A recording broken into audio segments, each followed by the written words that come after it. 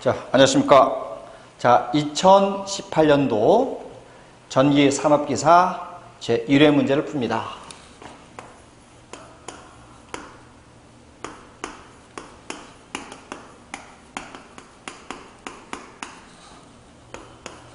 과목은 전기기기입니다. 자, 유도전동기의 출력과 같은 건 뭐냐? 자, 우리 출력 하면은 우리 전동기에서 출력은 2차 출력입니다. 그래서 출력은 항상 2차 입력에서 2차 동선을 뺀 게 바로 2차 출력. 다시 말하면 기계적 출력이 되겠죠? 답은 3번이 되겠습니다. 자, 출력은 2차 입력에서 손실, 즉 2차 저항선을 빼주면 출력이 되겠다. 자, 그래서 출력을 이렇게도 표기합니다. 출력은 1 빼기 SFP2 또는 SFP2 이렇게도 표기하죠? 네, 이렇게도 표기한다. 이렇게 표기하고, 그리고 2차 동선은 뭐 SP2다 이렇게도 표기해 줍니다. 자, 문제 2번. 75kW 이하의 소출력 소형 공구 영사기 치과 의료용으로 널리 이용되는 전동기는 뭐냐?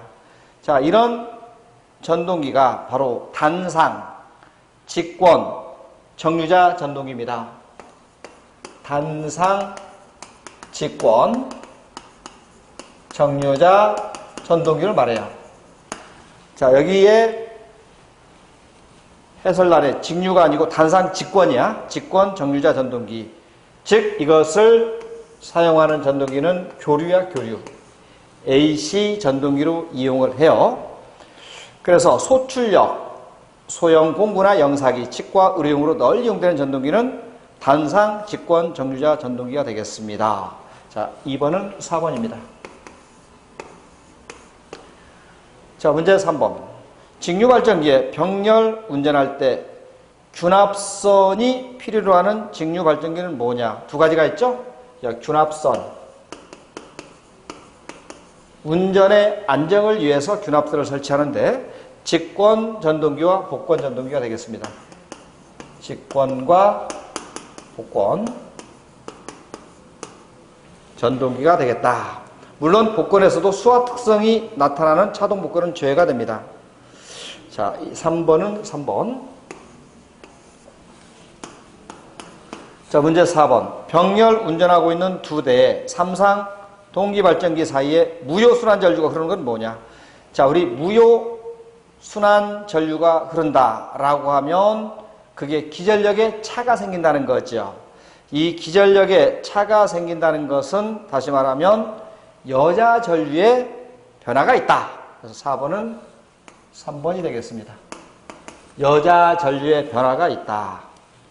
그래서 해설란 한번 보시면 병렬 운전하고 있는 교류 동기발전기에 한쪽 여자를 증가 또는 감소하면 유기 기전력이 변하여 다시 말하면 기전력에 차가 생기는 거죠. 그래서 다른 동기발전기 사이에 무효 순환전류가 흐른다. 그렇죠? 기전력에 차가 생기면 무효순환전류가 흐르게 됩니다. 자, 문제 5번. 전압이나 전류의 제어가 불가능한 건 뭐냐? 이게 바로 다이오드죠. 이런 정유기는 컨트롤하는 게 아니라 다시 말하면 AC를 이렇게 DC로 전환시키는 소자가 되겠습니다. 4번이죠? 자, 문제 6번. 자, 문제 6번은 자, A, B 두 개의 분권 발전기를 병렬 운전하고 있을 때 이때 두 개의 전류 다 봅시다. 자, 여기에 발전기 A가 있습니다. 여기에 발전기 B가 있습니다.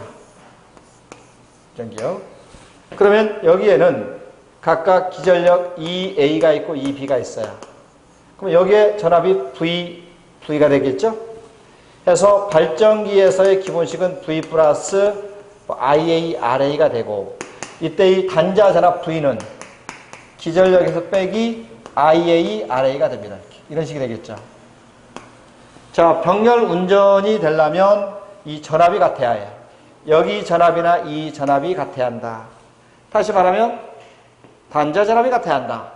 그럼 이게 A의 기전력이면 여기도 마찬가지로 2의 B-IB RB가 되겠습니다.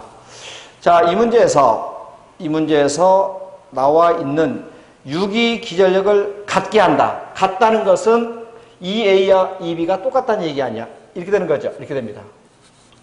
똑같다는 얘기야. 2A와 2B. 그러면 이놈을 갖다 놓고 풀면은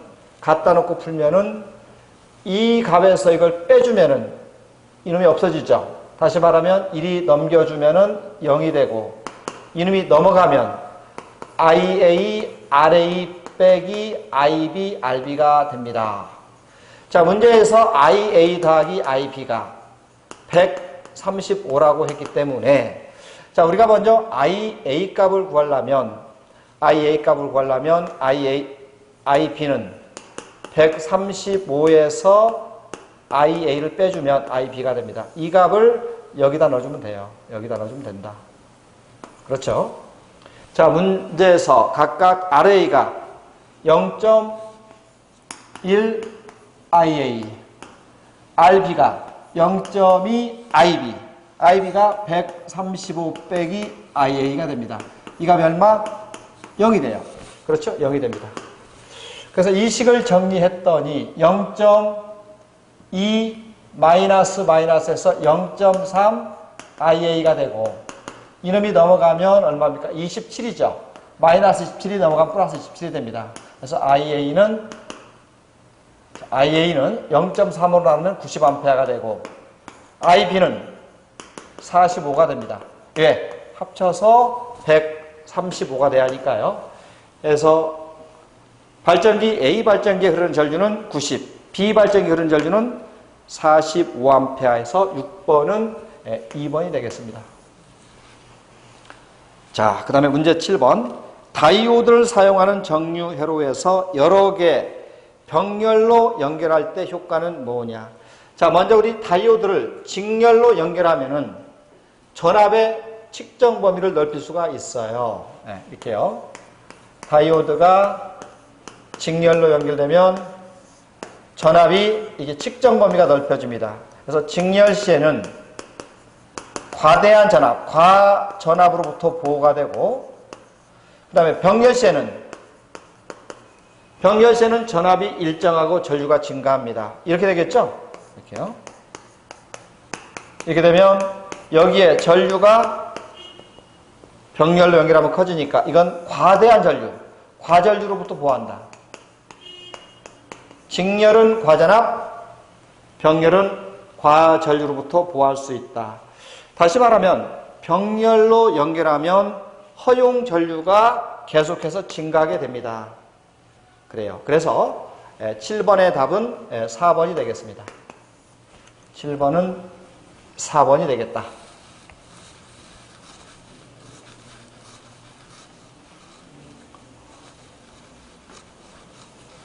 자, 이제 문제 8번.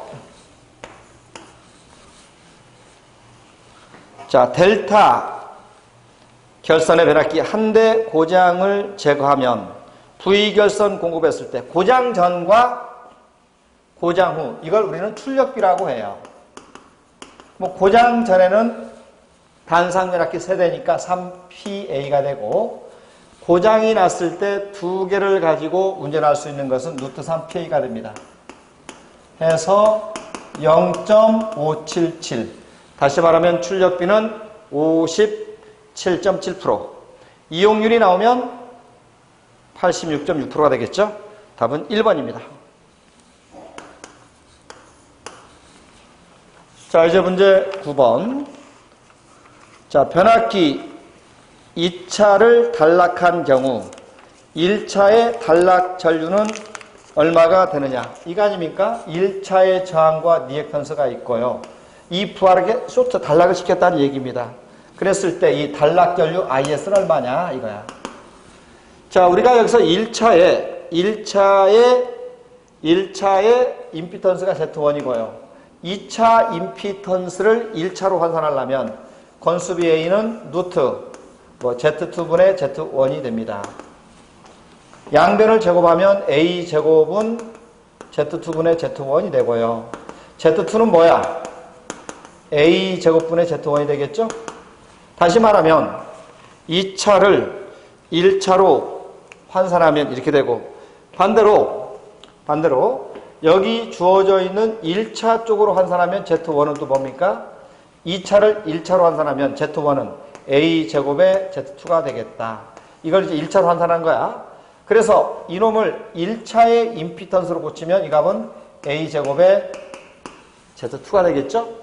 해서 여기에 전압이 V1이면 단락전류는 V1을 Z1 더하기 A제곱의 Z2로 나눴을 때 이것을 우리는 단락전류라고 합니다. 2차를 1차로 환산해서 단락전류값을 구할 수가 있습니다. 예, 답은 1번입니다. 자, 문제 10번. 직류 분권 전동기의 단자 전압, 전기자 전류, 회전수, 토르크는 얼마냐? 자, 우리가 토르크를 구하는 가장 기본적인 식이 원래 오메가분의 PM에서 이 식을 가지고 유도한 게 0.975 N분의 P0 아닙니까? 물론 이 P0는 이거죠. 2에다가 I를 곱해주는 겁니다. 물론 이것을 우리는 역기전력이라고 그래요. 그래요? 그러면 또 이 역기전력은 뭐냐? 이 역기전력은 V 마이너스 IARA가 되고, 이 값도 IA가 되겠죠? 네. 그리고 N이 됩니다. 이 값이 바로 뭐냐면 이 값이 돼요. 이 값. 자, 이제 수치를 한번 넣어볼까요? 자, 그러면 E라는 기전력을 먼저 구해보면 V 빼기 IAR에서 자, 210이 나와 있고, 예, 210이 나와 있고, 빼기 자, 전기자 전류 20A에 전기자 저항 0.15야. 0.15야. 물론 여기서 계자 전류는 무시한 겁니다. 무시했다. 해서 이 값을 구했더니 207V가 됐어요. 이게 207이 됩니다. 그렇죠? 그 다음에 전류 I 값은 얼마냐? 자, 전류 I 값은 20A야. 그냥 이거 I는 20A. 자, 해서 토르크는 0.975 회전수 N이 1500이 되고, 그 다음에 P0 값이 두 개를 곱해주면 207 곱하기 20이 됩니다. 자, 우리 여기까지의 단위는 킬로그램 메타가 되는데요. 뉴턴 메타로 물어봤으니까 나온 값을 9.8을 곱해주면 이 단위가 뉴턴 메타가 되겠다. 그래서 26.4의 뉴턴 메타가 됩니다. 10번의 답 2번이야. 자, 문제 11번이요. 자, 전압이 220, 그 다음에 출력이 50kW야. 직권 전동기로 운전하고 있는데 전기자 저항, 즉 브러쉬 접촉 저항이 포함되어 있죠. 전기자 저항이 0.05, 다시 말하면 RA는 0.05, 그 다음에 기계적 손실이 1.7, 포유손은 출력의 1%. 자, 우리 포유손을 계산해 보면 먼저 뭘 구해야 합니까? 출력값에다가 얼마를 곱해줘야 하냐면 0.01을 곱해줘야 이 값이 표유손이 되겠습니다. 그렇죠? 그러면 먼저 출력을 구하려면 어떻게 구합니까? 출력은 여기 주어져 있는 입력에서 뭘 빼줘야 출력이 된다. 자, 입력 빼기 손실이 돼야 출력이 됩니다. 자, 여기서 나와 있는 입력 P는 입력에서 손실을 빼주는데요. 입력이 안 나와 있잖아. 입력은 전압 곱하기 전류가 돼요. 220 곱하기 자, 전류 I 값이 100A죠? 100A. 곱하기 10에 마이너스 3승하면 22kW가 이게 무슨 값이야? 입력값이야. 그래서 입력 22에서 빼기 손실입니다. 일단은 손실은 우리가 볼 수 있는 게 동손하고 기계손을 빼주면 출력이 돼요. 자, 우리 동손은 어떻게 돼요? 동손. 자, 먼저 동손 한번 구해봅시다. 네, 동손은 이제 이렇게 구할 수가 있어요. 자, 동손. I제곱 R이야. 자, 전류가 얼마고, 그 다음에 저항이 얼마냐. 자, 동손은 이 값을 계산하면 100의 제곱에 0.05가 됩니다. 이게 동손이죠? 그래서 동손을 계산했더니 이 값이 얼마입니까? 이게 만이고 0.05를 곱해줬더니 500W가 나와요. 500W는 0.5kW가 동손이 됩니다. 자, 동손 하나 구했고, 그 다음에 두 번째는 여기 주어져 있는 값이 뭡니까? 예, 여기 기계손은 나와 있죠. 기계손은 얼마야? 기계손은 1.7kW입니다. 그래서 일단 출력을 구했더니 출력은 22에서 0.5, 1.7을 빼면 출력값이 됩니다. 자, 이때 출력값을 계산했더니 19.8kW가 되고, 자, 이게 주어지면 표유부하선은 출력의 몇 프로?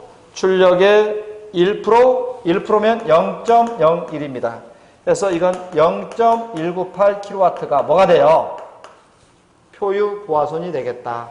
그래서 이 값이 나오면 이때 전체 출력은 뭐냐? 다시 말하면 이 출력은 22에서 손실 다 빼주는 거야. 표유 부하손까지 이것까지 빼주는 거죠. 일단 두 개를 빼준 값이 19.8이야. 19.8에서 0.198을 빼주면 이 값이 출력값이 되겠습니다. 그래서 출력을 계산하면 19.6kW가 돼요. 답은 19.6의 kW가 되겠다. 예. 19.6의 kW가 되겠다. 11번에 4번이 맞는 답이 되겠습니다. 4번. 자, 문제 12번입니다.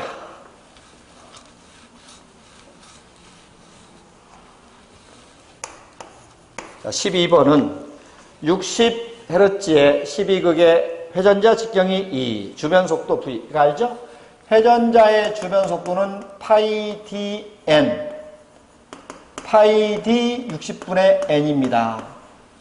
이 속도는 메타/세컨드가 되겠죠? 이것을 d를 회전자의 직경이라고 하고, 이때 n은 60으로 나눴기 때문에 회전수 rpm이 되겠다. 자, 파이. 자, 직경 d가 2m, 60분의 회전수 n은, 자, 우리 회전수 n은 여기서 안 나와 있죠? 회전수 n은 극수분의 120f, 주파수가 60. 해서 600 rpm이 n이 되고, 해서 이 값이 10이 나오니까 20파이가 되겠네요. 20파이가 되면 62.8이 나옵니다. 단위는 메타/세컨드가 되겠다. 2번입니다. 12번에 2번이 되겠다.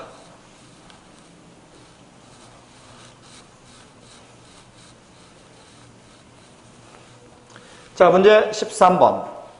변압기에 등가 회로를 작성하기 위한 필요한 시험은 뭐냐? 자, 먼저 우리가 부하손 측정, 즉 동손을 측정하려면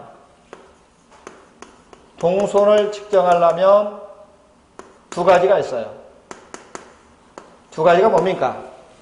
권선의 저항 측정하고 단락 시험을 합니다. 권선의 저항 측정과 단락 시험을 해요.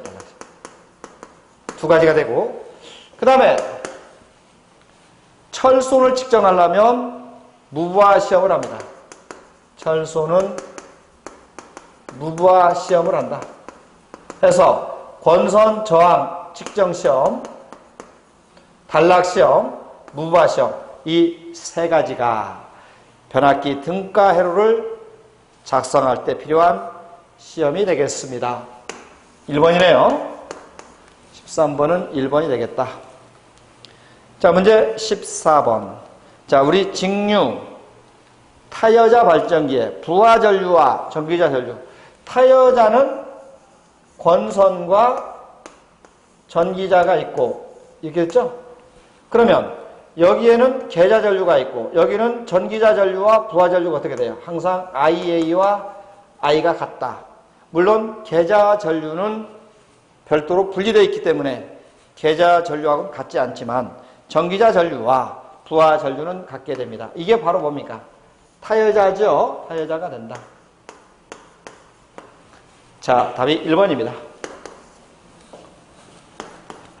자, 문제 15번. 자, 유도 전동기의 특성에서 토크와 2차 입력, 동기 속도의 관계는 뭐냐? 원래 토르크는 0.975 N분의 P0가 됐죠? 그래요. 그러면 동기기에서 N은 1 빼기 S의 NS가 되고 P0는 1-S의 P2가 됩니다. 그래서 이 값과 이 값을 여기서 넣어서 다시 풀어주면 0.975에 이런 거 약분되잖아. NS분의 2차 입력 P2가 됩니다. 그래서 토르크는 동기 속도에 반비례하고 2차 입력에는 비례한다. 그래서 이걸 뭐라고 합니까? 2차 입력을 우리는 동기 와트라고 해요. 동기 와트라고 해요. 그래서 2차 입력에는 비례하고 동기 속도에는 반비례한다. 15번에 3번.